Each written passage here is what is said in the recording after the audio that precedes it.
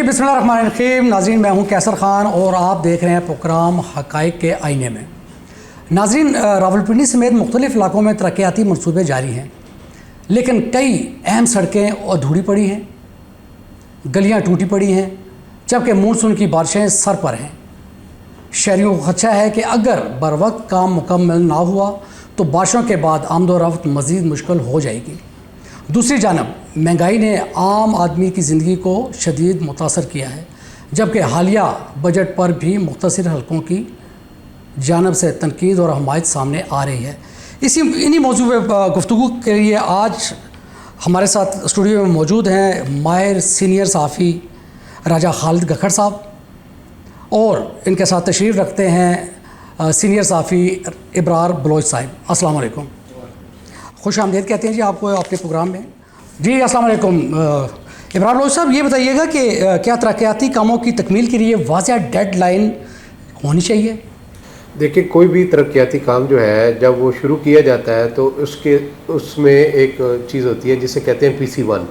उसके अंदर तमाम डिटेल मौजूद होती है कि ये काम इस वक्त शुरू हो रहा है, इतने अरसे के अंदर इसको ख़त्म किया जाएगा और इतने अरसे के अंदर कंप्लीट करके उन्होंने उसका NOC लेना होता है मुतलका इदारे से।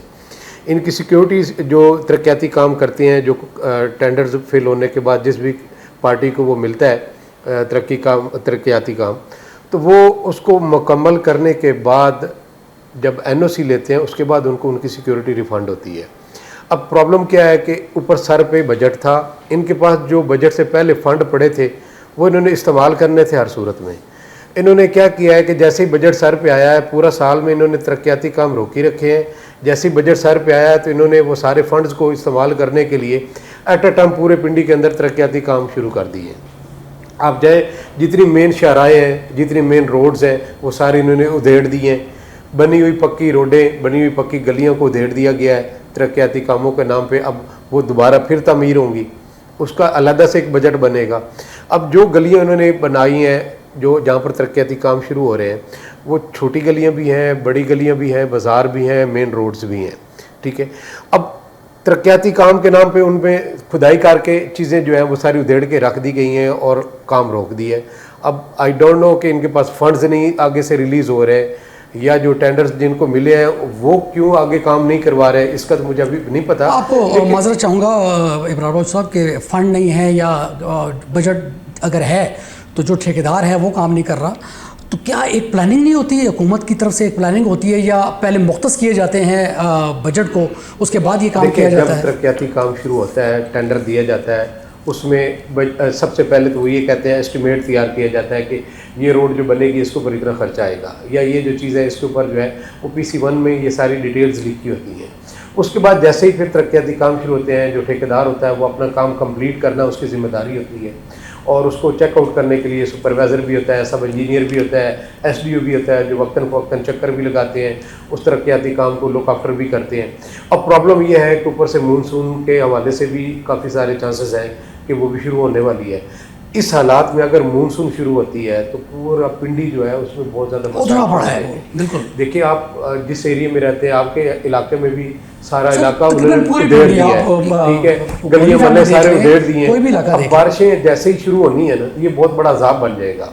एक्चुअली चाहिए तो ये कि जो मुतलका इदारे हैं उनको चाहिए कि वो ठेकेदार से कहे कि मानसून सर पे है, तो ये जितना भी जल्दी से जल्दी पॉसिबल हो सकता है इसको कंप्लीट किया जाए, ताकि आवाम के लिए बारिशों में मज़ीद मसाइल ना पैदा हों। असल में इब्रार बलोच साहब, हालिया जो अभी मानसून स्टार्ट नहीं हुआ और चंद दिन पहले एक बारिश हुई बड़ी शदीद किस्म की, और इसकी जो सूरत हाल उसमें पेश आई सादकाबाद के इलाके में, वो भी हमारे नाज़रीन देख रहे हैं हमारी स्क्रीन पे। तो यही खदशा है कि अगर बारिशों के दौरान सूरत हाल ख़राब हुई तो ज़िम्मेदारी किस पे आयद होगी? देखिए, ज़िम्मेदारी तो कोई भी नहीं लेता अपने सर पे। अब मकसद ये है कि ठेकेदार, असल ज़िम्मेदारी देखी जाए ना तो ठेकेदार की बनती है कि उसको चाहिए कि अपने जो एक टाइम फ्रेम होता है उसके अंदर अंदर अपना काम को मुकम्मल करे, और उससे ज़्यादा ज़रूरी ये होता है कि जो इदारे ये तरक्याती काम शुरू करवा रहे हैं उनको ये देखना चाहिए कि आगे जो है वो मानसून भी हमारे नज़दीक है, तो हम जो काम शुरू करवा रहे हैं कि आया ये काम उस टाइम से पहले कंप्लीट हो जाएंगे, मानसून के शुरू होने से पहले। ऐसा तो नहीं है कि एक साइड पे हमारा तरक्याती काम शुरू हुए हैं, हमने गलियाँ उधेड़ दी हैं, रोडें उखाड़ दी हैं सारी, और उधर से बारिशें शुरू हो जाती हैं, तो यहाँ पर तो बहुत ज़्यादा मसाइल पैदा हो जाएंगे। और अल्लाह न करे कि इस तरह के मुख्तलिफ़ किस्म के अगर कोई बच्चा गिर जाता है या इस तरह की कोई प्रॉब्लम बन जाती है तो कौन जिम्मेदार होगा। मुतल्लिका इदारे की ये जिम्मेदारी बनती थी कि वो इन तरक्याती कामों को अब तक जो है वो बजट से पहले पहले कंप्लीट कर देते। अब इन्होंने जो बजट के से पहले जो इनके पास पैसे पड़े होते हैं वो इन्होंने पैसे इस्तेमाल करने होते हैं बजट से पहले पहले। अब इन्होंने जितने भी तरक्याती काम थे वो एट अ टाइम शुरू कर दिए और पूरा पिंडी उधेड़ कर रख दिया है।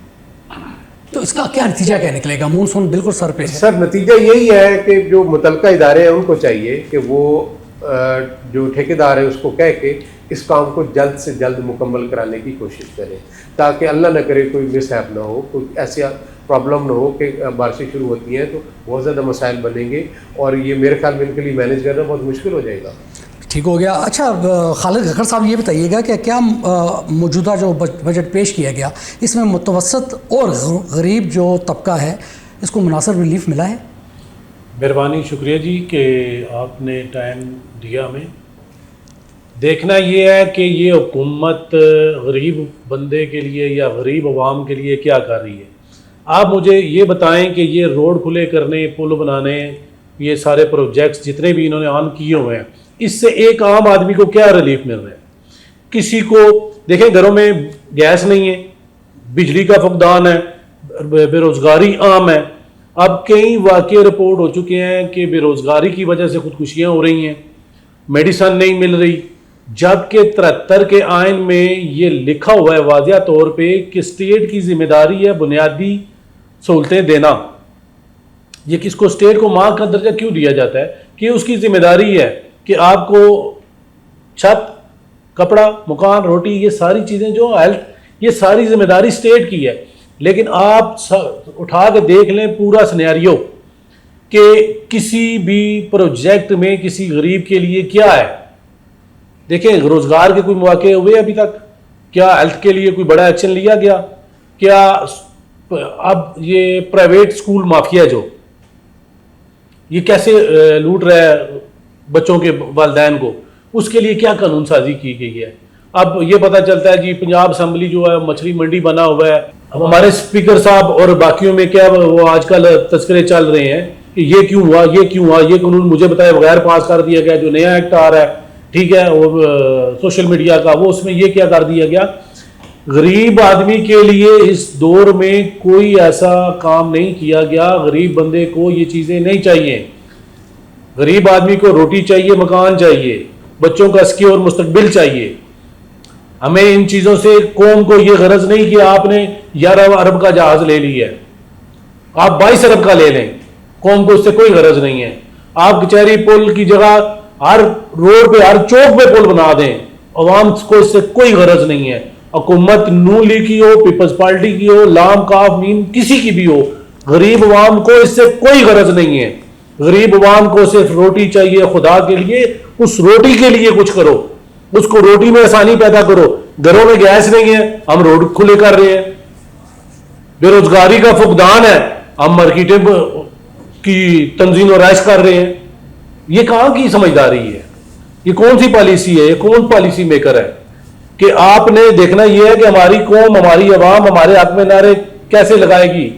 वो ऐसे ही लगाएगी जब वो पेट उसका भरा होगा। आप उसके पेट की फिक्र नहीं कर रहे, आप उसके बच्चों की तालीम की, उसकी हेल्थ की फिक्र नहीं कर रहे। आपने बस अपने प्रोजेक्ट ऑन करने, अपनी तख्तियां लगवानी है। वाह, क्यों?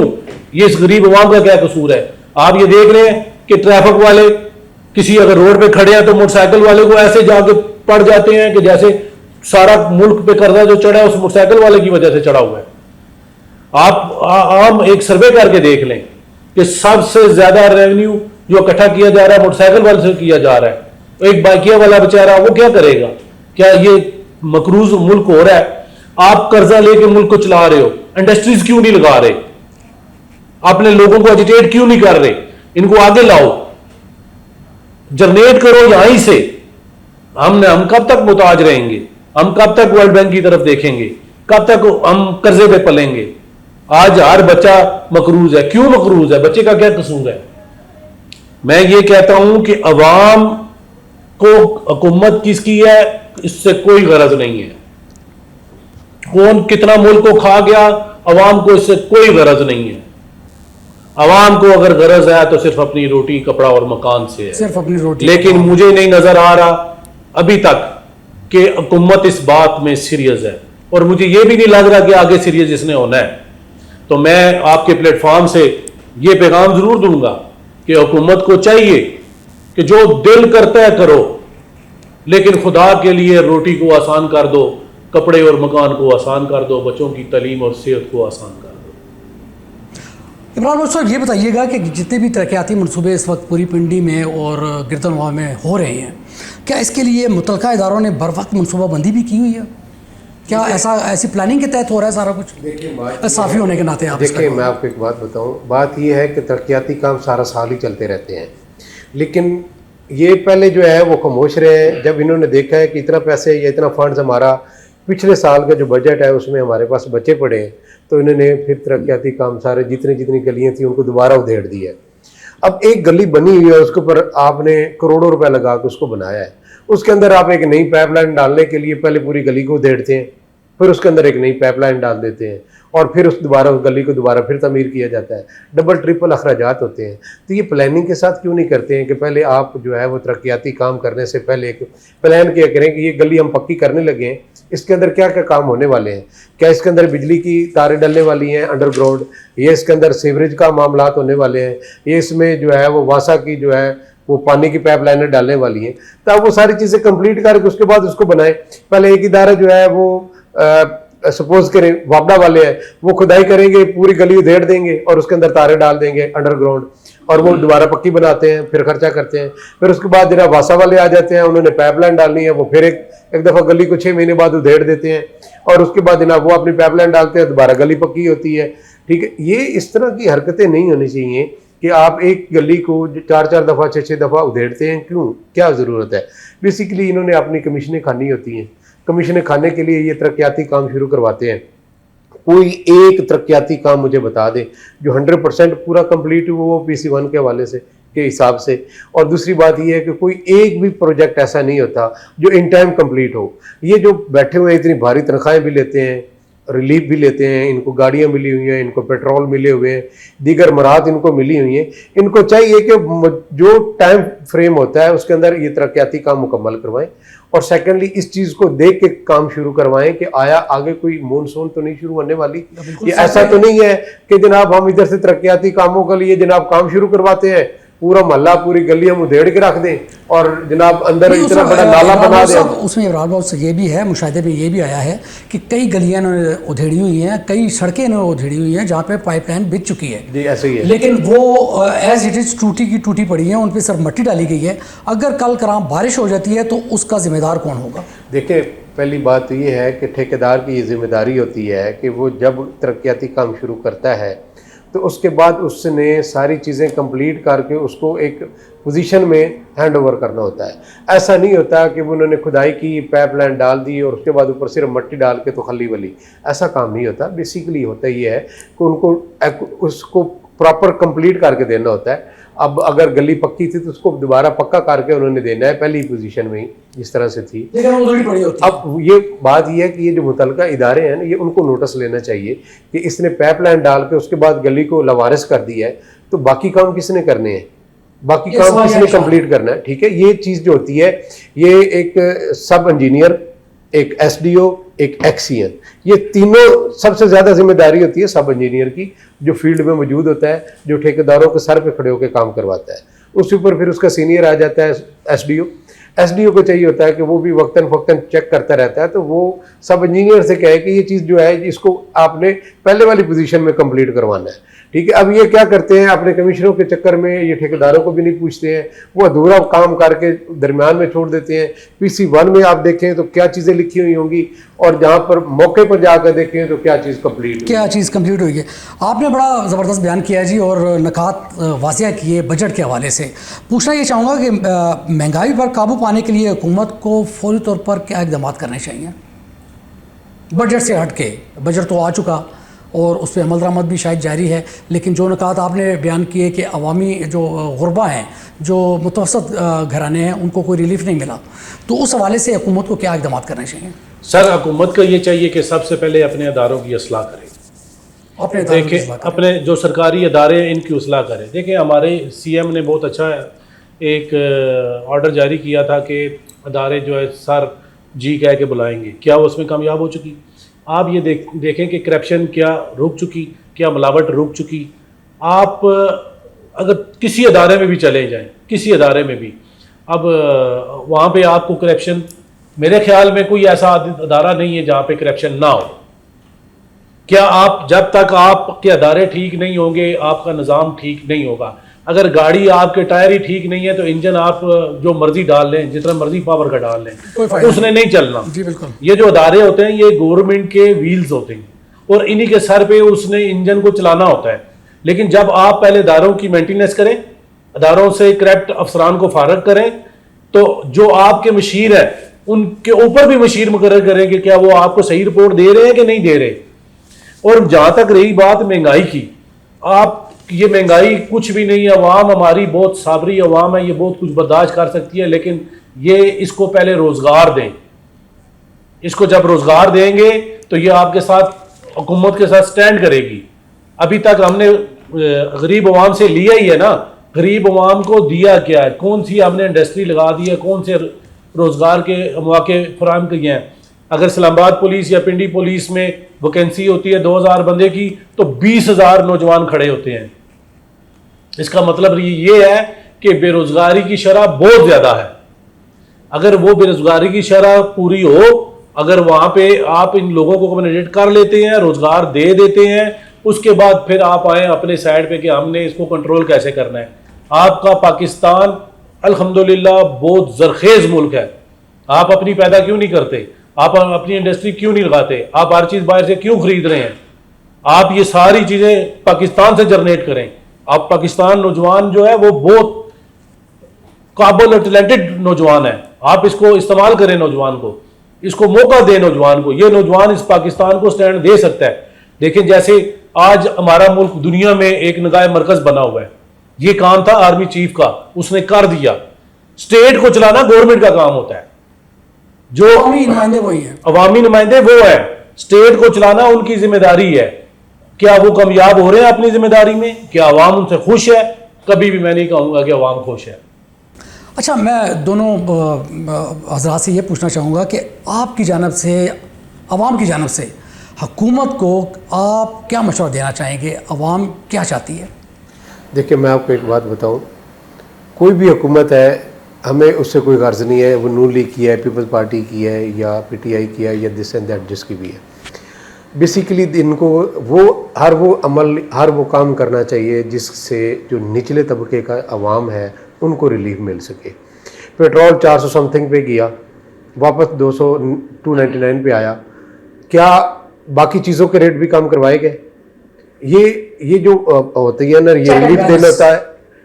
हर जो डिस्ट्रिक्ट होता है उसके DC और उसके नीचे जो AC वगैरह होते हैं, उन्होंने ये सारी चीज़ें मैनेज करनी होती है। आपकी सुपरविजन ऐसी होनी चाहिए कि आप अपने हर DC से, अपने हर AC से राब्ते में रहें और उनसे पूछें और उनसे इम्प्लीमेंट करवाएं कि अगर पेट्रोल कम हुआ है तो क्या रेट भी कम हुए, दीगर चीज़ों के भी। नंबर 1। नंबर 2 ये है कि ऐसे प्रोजेक्ट शुरू किए जाएं, मैं ये समझता हूँ, जिससे बेरोज़गारी को ख़त्म किया जा सके और ऐसी इंडस्ट्री बनाई जाए, ये शुरू की जा सके जिसमें जो पढ़े लिखे तबका के लोग हैं, जो बेचारे बैचलर मास्टर डिग्रियां करके धक्के खाते फिर रहे हैं, उनको आप किसी अच्छी पोस्ट पे लगा सके।